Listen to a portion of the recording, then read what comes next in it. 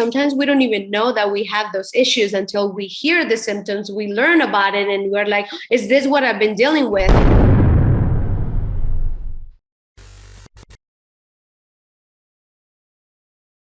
Hello and welcome to a new episode of the Peter O. Estévez Show. This is your host, Peter O. Estévez. I'm really excited today to have with us Natalia Castillo. Natalia was born in Colombia. She has a BA on Advertising and Public Relations for the University of Houston. And she's the director of Miss Texas Latina organization and the founder of Fireyoup movement. Hello, Natalia, and welcome to the Peter O. Estévez Show. Hi, Peter. Thank you so much for having me today. I am super excited to be here in your space, sharing a little bit more about what I'm passionate about. So thank you so much for the invitation. Oh, you're quite welcome. You and I had an incredible conversation a couple of weeks ago about the movement, about what we're doing in the Latino community, what we're doing to move the community forward. And you're actually going to be one of our speakers, our keynote speakers at our event in Houston in July 2nd for the new series of the Excelente called Latin Talks, and we're really excited about the conversation. But first of all, I'm really excited about having you there and being one of our keynotes, and I'm also really excited about our conversation today. So tell me, before we get in, let's get right into it. Tell me a little bit about you. Who is Natalia? Tell me about your childhood, what motivates you, what drives you, and how did you get to this country? Yes, thank you so much. I'm looking forward to the event, by the way. Thank you for that invitation. I can't wait to connect with other people and share my story. I was born and raised in Bogota, Colombia. I was raised in a beautiful environment, a great set of parents, in a very protective environment. And I feel like that was a good thing, but also didn't prepare me 100% for what real life was going to be about. So at the age of 18, I had the opportunity to come to this country, and my brother was already here, and he said, hey, why don't you come out here and learn English? And I was like, I was already in my comfort zone. I was happy in Colombia, the princess of the house, didn't really have to do much. But then something told me, you know what? Yes, I need to challenge myself. I need to get out of my comfort zone. And I decided to come here for 6 months. It was only supposed to be 6 months, learn a couple of words, and then go back. But after those 6 months, I realized the importance of really stepping out of your comfort zone and learning the language.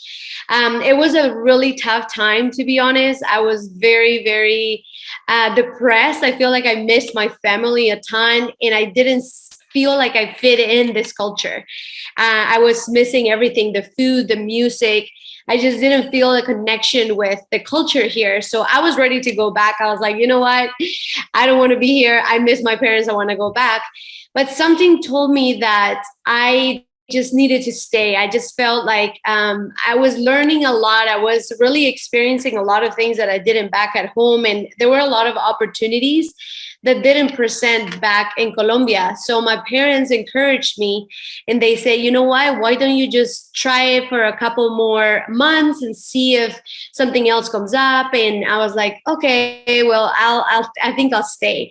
So I started studying English a little bit more. I studied for about a year and a half. And after that, I had the opportunity to actually transfer to the University of Houston. And this is where I decided to focus on communications, because it's something that I really enjoy doing. I was like, okay, I was starting to connect with more people here and started to build my network, which I think is one of the most important aspects of success, is who you surround yourself with. So that's how everything started. I had the opportunity to graduate from U of H, and this degree has helped me in every single area of my life, and it's helped me understand that the importance of education and having that foundation has taken me to the next steps, which was going to an advertising agency. I worked there for almost 10 years. I was doing advertising for them and also corporate events, which led me to another facet of what I do today. I feel like every step of the way leads you to the next thing. And that's exactly what happened to me.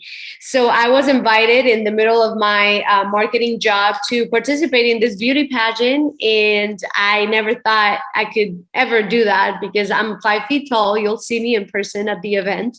I'm a very short person and small. But I feel like those stereotypes that people have about success and that you have to have a perfect body, a perfect face, a perfect height to be successful are not true.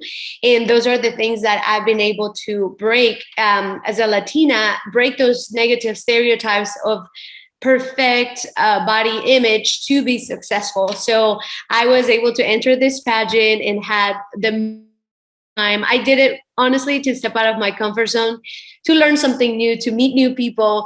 And I ended up winning this competition. I never in a million years thought I would be selected the winner of this pageant because there were girls that were a lot more prepared, probably looked better than me. And I never thought that that was going to be for me. But God knew different and he had a different plan for my life. And that happened 8 years ago. And that's how my modeling career started and how I started really learning about the modeling industry, but also how to connect with our community. And as a Latina and a title holder back then as Miss Texas Latina, I had the beautiful opportunity to travel all over the state of Texas, blessing our community. And I feel like there is so much opportunity for us as Latinas to really go out there and inspire other people and younger generation to follow your footsteps, to continue your education. So I want to pause right there. Yes, absolutely. I want to pause right there because you touched on a lot of things. You are literally a firecracker, as it's okay. But I got to pause right there. And I want to absolutely, yes, pause me. I want to touch on a couple of things that I think are very important. You said we're having a hard time very early on. Becoming acculturated, assimilating the culture, speaking the language, creating a network. And I want to talk to some statistics because this is something that not only the podcast is about, but I think it's information that needs to be readily available for people to understand. 40%. There's 60.1 million Hispanics in the U.S. Out of 60.1 million, 40% of them only speak Spanish. 33% of them do not have a high school degree. And 50% in many states, over 50% in many states don't have a Texas driver's license. I said Texas, but whatever state you're in, right? Don't have a driver's license. So those are very, very astonishing statistics. And those are also barriers to become a acculturator. Those are barriers that hold us back from becoming part of a community. Those are barriers that hold us back from achieving any type of success. Okay. And you talked very early on about how you were having a hard time assimilating the culture. And obviously you've done an incredible job. You're bilingual, you're bicultural today. And I always say that bilingualism and biculturalism is Latino superpower, and it's something that we should be proud of and really utilize. But tell me, what were your steps as a young woman from another country that didn't have a community? What was it that you did in order to become so involved and so actively engaged and be able to hold a title of Miss Texas Latina and enroll in a university and all the things that you have accomplished? Yes, definitely. So I would say the first step that I recommend and I highly, that I used myself was surrounding myself with the right people. I feel like without the support system of my family and the people that were around me pushing me to do better, I couldn't really have made that first step because I was so comfortable and I didn't really see a big vision for what they saw in me. And I feel like that was a big part of it, was my family and my support system. They actually helped me understand the potential that I had. And that's one of the things that nowadays I implement a lot in these girls. And sometimes they don't have the right people around them, but this is what the organization focuses on, is helping them understand the potential and the possibilities and opportunities that there are out there. I also recommend, and something that I did to put myself out there, is start trying new things. You never know what can happen or what skills you have or talents that you have that you haven't discovered yet until you put yourself out of there. Okay. So I feel like that is one of the things that helped me, was that I was ready to just try new things. So when you say your family encouraged you, your family was back in Colombia, but what was it that they said? Tell me about words, because one of the things about the Hispanic, the Latino community, okay, which is very, very common. And obviously, you know a little bit about my story. I'm one of 13 children, migrated to the United States when I was 10 years old. You know, my parents were mother had a third grade, sixth grade education. Father had a third grade education. We're a poor family. We didn't have a support, although there was a lot of us, we didn't have a positive support system. Okay. Yes. There was things that were very bleak. There was a lot of adversities and a lot of challenges. So there was not mentors or people that I wanted as a young boy look up to. You know, I knew very early on that I didn't want to live the kind of life my neighbor lived or the kind of life my parents lived. And I don't say that with minimizing the value and the contributions that my parents did for me, because I'm incredibly grateful that they brought me to this incredible country. But I also realized that I wanted more for myself. So what was the words that your parents said to you, or the people around you that were saying? You know, because I know there's one common word in Spanish, like calladita te ves más bonita, keep your head down, don't rock the boat, you know, just, so what was it that they were actually telling you that was encouraging you to make some major and drastic changes in your life? Yes, definitely. I was blessed enough to have the support of my parents and my brothers, my sister-in-law and my brother. The words that they kept saying was that they knew I could do it. They said, I know you can do it. And my dad specifically was one of the pillars of that moment in my life, and such a big decision in the trust that he had in me. So he said, I trust you. He said, you have what it takes. He said, I want you to go higher than we did as your parents. He said, I want you to be bilingual. So he saw the bigger picture of me getting what he couldn't have growing up in Colombia. He said, unfortunately, the opportunities here are not as good.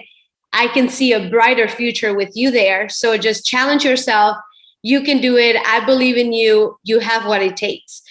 So that's one thing that just kept rolling through my head as I was going through those challenges, as I was going to English classes and didn't think that I could really make it.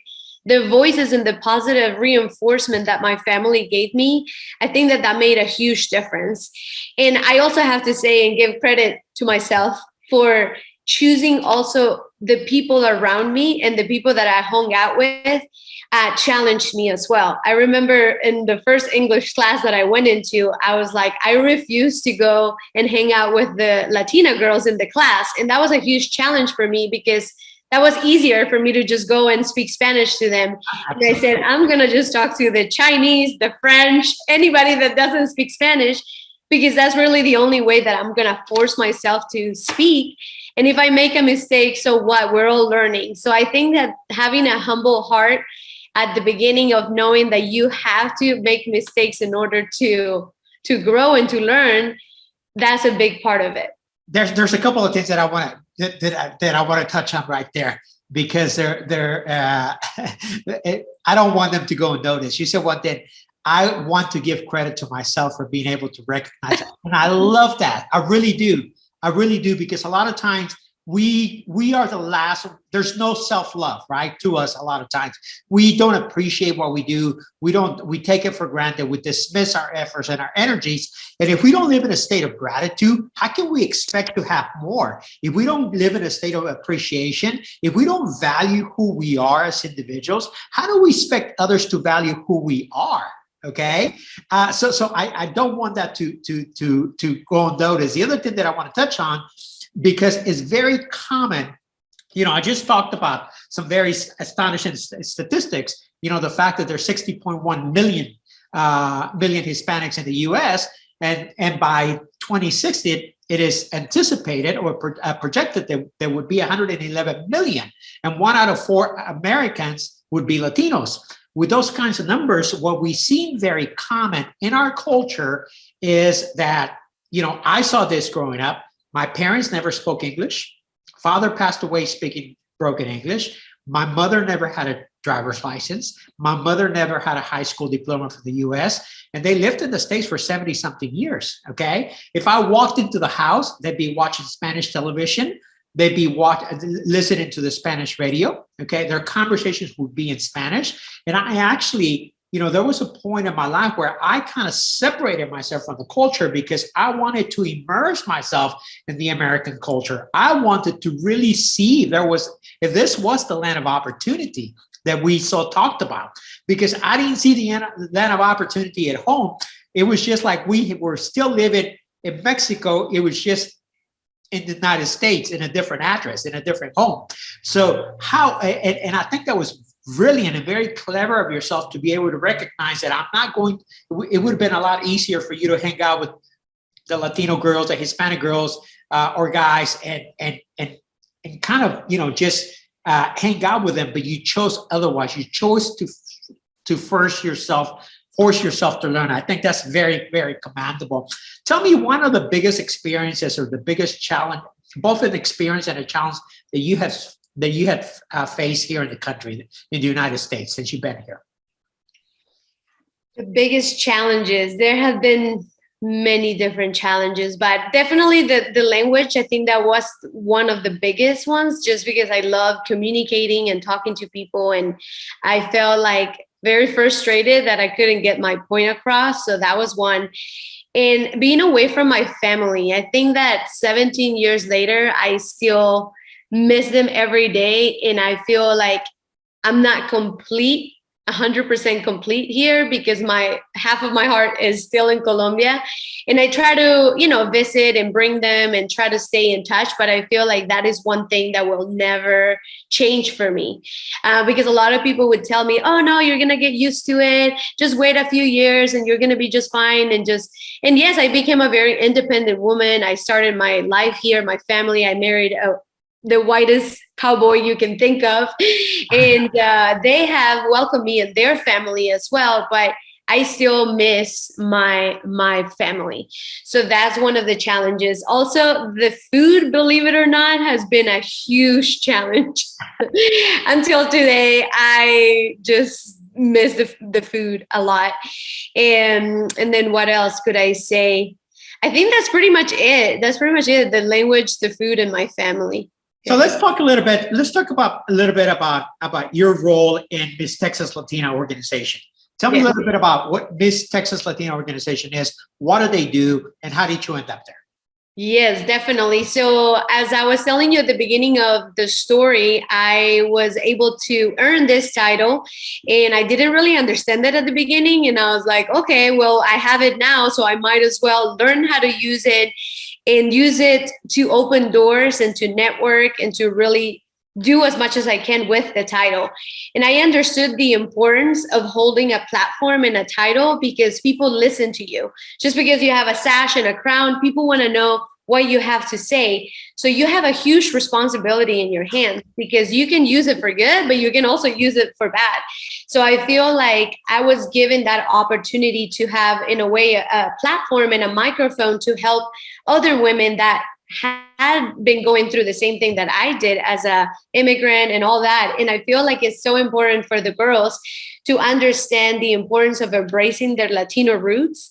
And after my reign as Miss Texas Latina, I was approached by the founder of the organization, and she said, well, you really stood out to us as a title holder. I think you did a phenomenal job. Are you interested in directing the pageant? Because now with your experience, we think that you're the right person to now take over the directorship. And I was like, wait, what? What do you mean? So that at that point, I understood the reason why I won that title. And throughout my reign, I also promoted mental health. That was my main platform. And all of our participants have a different platform and a different message and a cause that they want to bring awareness to. So in my case was mental health. And I was able to share my story of when I got depressed back in 2008. And that story right there was what I carried throughout my reign, and what helped me help other women take care of their mental health, to rest, to work out, to really protect your mind and your body, because you can collapse at any point if you don't take care of your mental health. So that was it. After that, I started directing the Let's pause right there. Let's pause right there for a second. Yeah. Because that's a very, very important point. And that's actually, that's one of the, I operate from what I develop a system called the 5 pillars: the physical, the mental, spiritual, emotional, and financial. And the mental, the mental pillars, probably one of the foundations to all of them.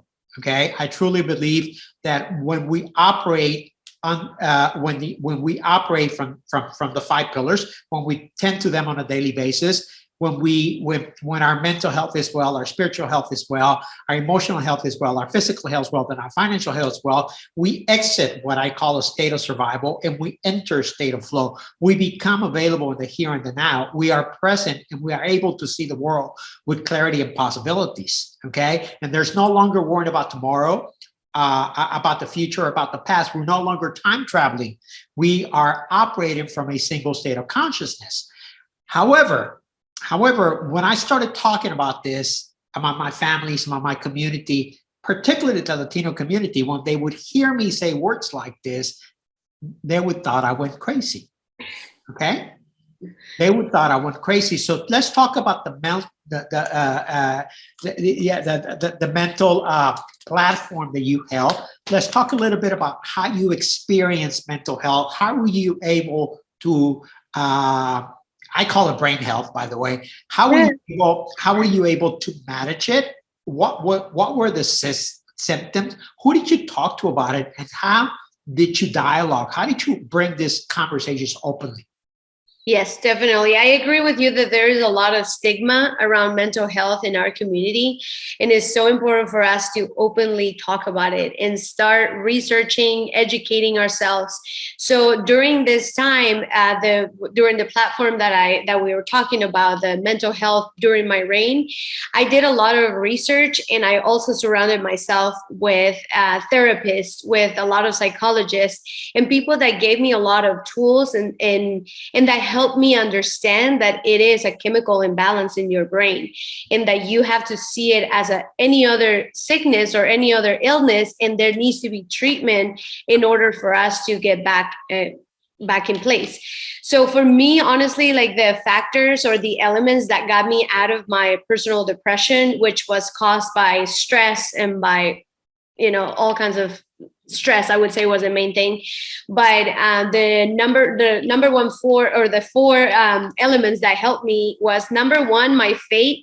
I think that believing that you're put in this earth for a bigger purpose, and that there is someone out there, in my case, God, that has a purpose for you.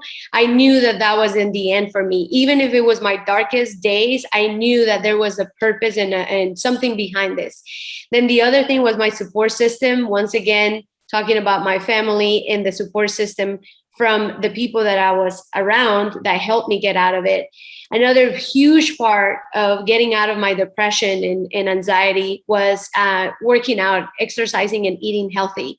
I highly promote fitness and nutrition, not so much about, okay, yes, you look good, but it's the benefits that it has for your brain.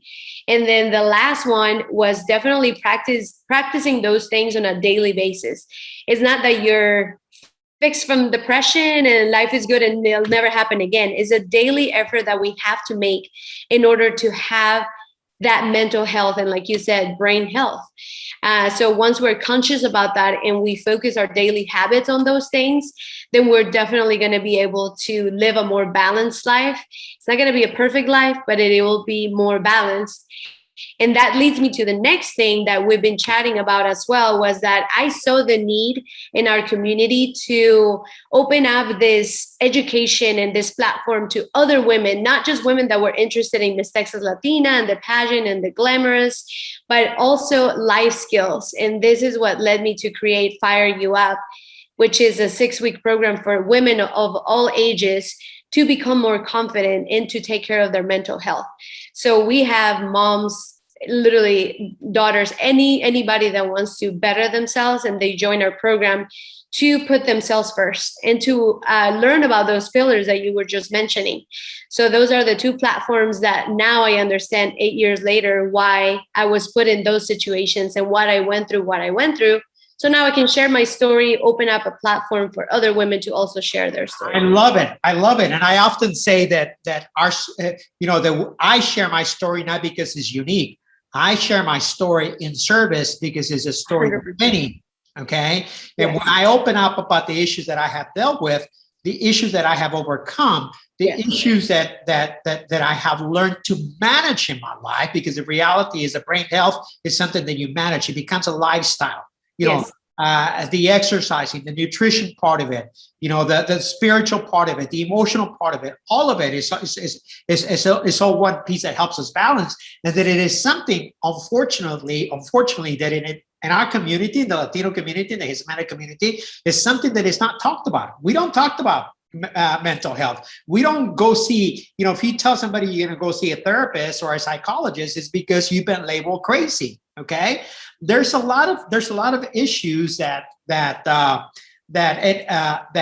we deal with, as far as depression and mental health, that they go undiagnosed because we are not prepared. We're not educated as how to deal with them.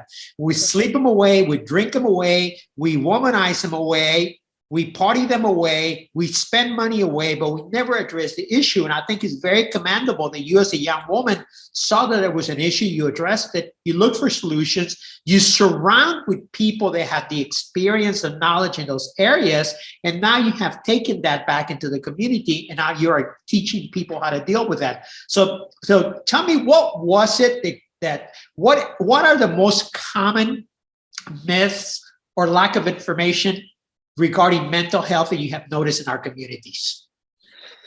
I feel like a lot of people see it as just emotions, like don't be sad, or you should be happy, or you should be grateful, or things that people don't see it as a more like from a surface, but then they don't understand the chemical aspect of things and how our biological body reacts to certain chemicals in our brain. And I feel like that is the biggest misconception, is not just an emotion like you're sad.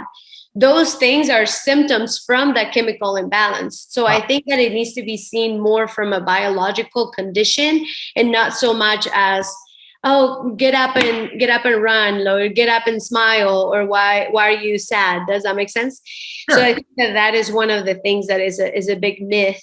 And also I feel like people become very embarrassed of talking about this kind of things. It's almost like, I don't know, for some reason we're raised in this way of living that you have to always show the best face and the perfect happy face. And I remember like growing up in like family reunions or any type of social event around the family was always like, okay, don't talk about this, don't talk about that. And it's always this need to show a perfect face, when in reality, we are all facing difficulties every day. So I think that a lot of it has to do with ego, pride, and protecting a fake image that doesn't exist.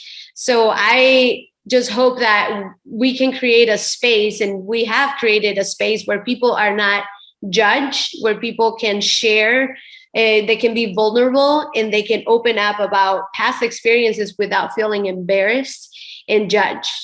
Absolutely, and really, you brought back some memories when you said, before a family reunion, a family get together, a Sunday lunch, whatever it was, or a stranger was to come over the house, and I don't talk about this, don't say about this, smile, set up right. It was like living in social media in real life at the same time.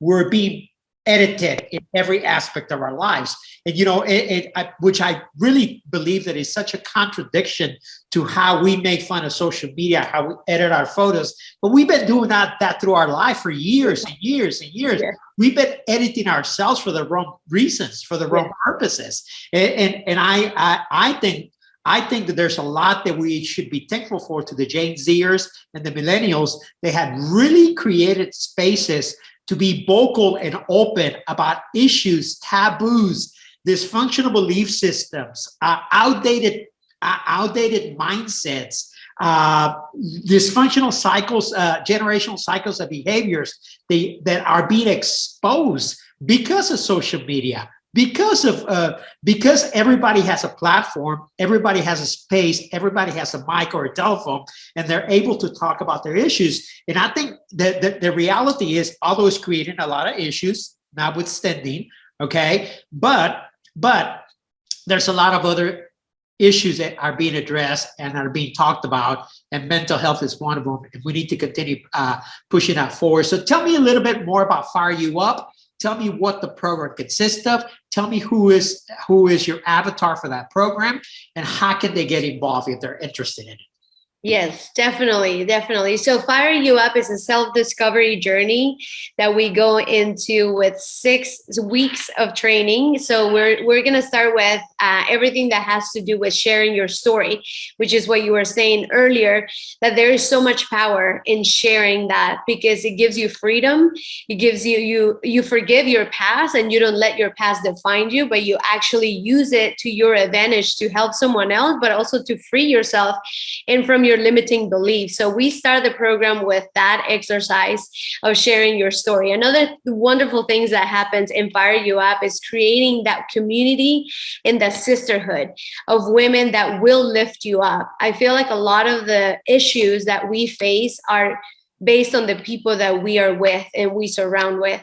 So having genuine and real connections with the right people can take you to the next level. So these women become very, very close. They become a very strong team. And then we work together during those 6 weeks to step out of our comfort zone. We learn how to exercise, how to eat right. We learn everything about mental health, the different disorders, the different conditions that there are. And that way is a self-discovery journey. Sometimes we don't even know that we have those issues until we hear the symptoms, we learn about it, and we're like, is this what I've been dealing with? Or is this what my family member is dealing with? So I feel like it gives you a lot of compassion, and it helps you understand people at another level.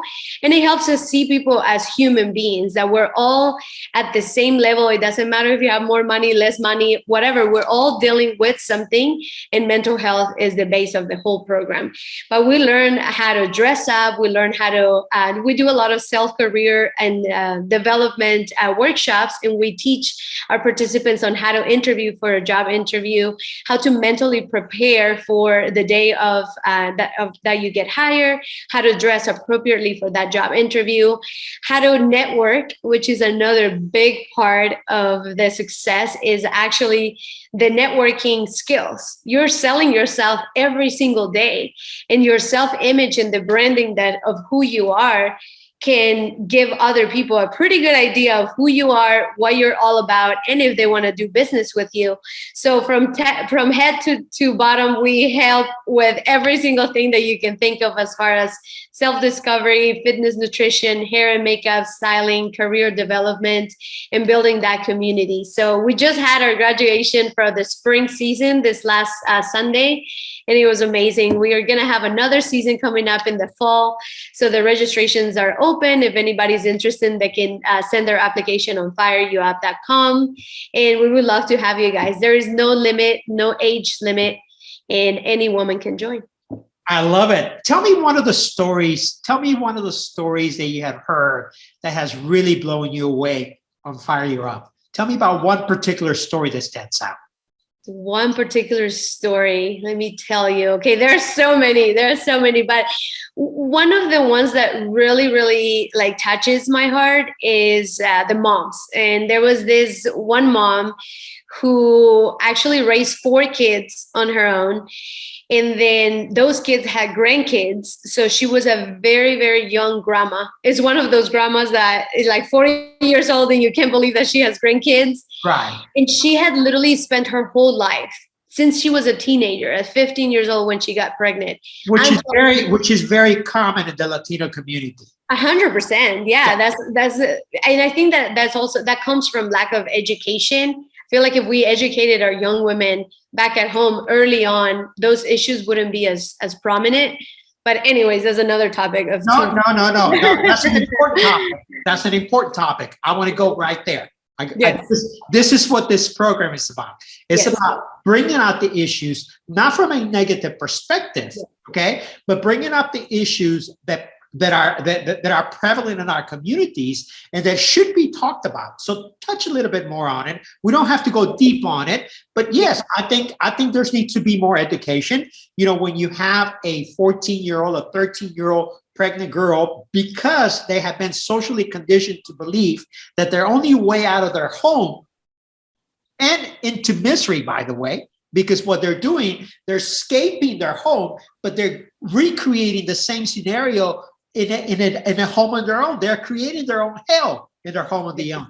Being pregnant at the age of 14 and then having multiple children by the age of 21 or 22 and being a grandmother by the age of 42. This is a conversation not to look down upon people, but to realize that there's greater opportunities out there and that many of those issues permeate only because of lack of education. Okay. Yeah. So tell me more about that. I just wanted to touch on it because we should not be afraid to have these conversations. This conversations is exactly what Excellent is about. This conversations is exactly what Latin Talks are about. So people are able to bring and expose the issues that permeate our community on a daily basis so we can address them, so we can change them, so we can break the cycles, so we can do better, become better, and be better. Yes. Apologies. No, 100%. I agree with you 100% that it starts at home. I feel like the education that these young women and everybody receives at home can set you up for success. And I feel like it's very important for parents not to be afraid to speak about those things because the kids are going to learn it either way. So you might as well prepare them at home. And I think that's another stereotype that goes back to our Latino culture is like, no, we don't talk about sex at home. Like that topic is like, oh my God, the devil.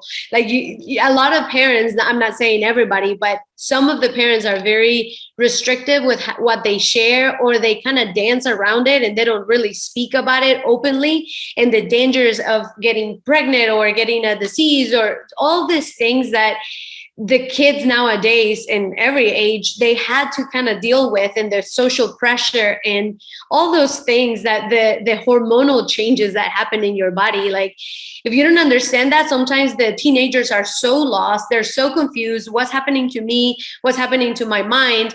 And unfortunately, if they don't have a strong foundation and a strong education, they can be just pretty much pushed around, and those decisions are unfortunately made by others to them, and it can change the course of their life. A lot of people have to drop out of school because they get pregnant. A lot of people can't finish their degree because they can't pay. Now they have to worry about a kid. But all of those things are not to say that those things defined you, because I've also known a lot of women that have come back and have achieved every goal in their lives. It doesn't mean that by having a kid when you're a teenager is going to ruin your life forever. It doesn't mean absolutely, absolutely, Natalia. I think what we're talking about is preventive measures, right? 100%. How do we prevent this issue from happening? And I think a lot of times you say, well, the conversation should be had at home. Unfortunately, many of the homes are only perpetuating or recreating the same scenario that has been going on for multi-generations. Okay? So I think in certain communities, in a lot of our communities, particularly the Latino communities, I think that this has to be, it takes a village effort, right? It takes a village where the community comes together and begins to talk about the issues and begins to educate the home, because a lot of times it is the parents that don't have the tools or skills or the mindset to change the situation at home. So how can they change something they don't understand? And I think one of the purpose of what we're talking about doing, of your conversation, and I'm really looking forward to having you on the stage because you have touched on so many incredible points, is this conversations come from a perspective of we understand you and we want to help you, we want to support you. But if you went down that path, there's still opportunity. There's still life. There's still changes. There's still something you can do about it. Anyway, please continue. Absolutely. No, that's perfect. So going back to the success story that I was sharing with you about Fireyoup, this woman at the age of 42 with grandkids had truly given up on herself, had lost her identity as a woman, because all she had done was raise kids and then grandkids and nothing else. And she thought that that was it for her. She never really got a chance to understand or learn what she was passionate about, because all her young years she was spending on raising kids, but that was her own focus. And I feel like the program brought her so much light. And to your point, she just felt like a weight lifter off her shoulders, and also gave her the opportunity to then go back to her kids and grandkids and apologize for the mistake that she had made coming from the, other generations, and the limiting beliefs that her grandma had put into it. And then it's almost like she opened her whole eyes to a whole new life. So at 42 years old, you would think, okay, well, she's already done her, like she's lived her prime. Well, you're wrong. This woman started living her best life, dressing up to another level, started finding her passion for public speaking. She discovered so many talents and things that she didn't know she had, because she only knew that she was a good mom, and that's it. So I feel like that was one of the success stories that really touched me and that inspired me so much to continue doing the program, because it's giving a chance for a new life and a new start and a new beginning. Absolutely. And you know what? We have a generational opportunity to change and impact many, many lives. Not only our current generations, but our children's generations and our children's generations. So this is one of the reasons we have in this conversation. This is one of the reasons why season 3 of the Peter O. Estévez show has brought a lot of Latinos to talk about the issues that have been permeating in our community for multi-generations, but have never been talked about. We are here. We're going to be talking about them. We are going to go on a roadshow tour where our first 4 cities is Austin, San Antonio, Houston, and Dallas. And we're going to have incredible talent like Natalia Castillo that are going to get on the stage, and they're going to talk about their story. But more importantly than talking about their story is how their story has impacted them, their families, and generations to come. Natalia, it has been an incredible pleasure to have you. I really enjoy our conversation. You are a firecracker. Thank you so much for being our guest today. Muchas gracias. I am so excited to be sharing this story with you, and I can't wait for this tour. It's going to be amazing, and thank you for everything that you're doing. You're excelente. Muchas gracias. Gracias.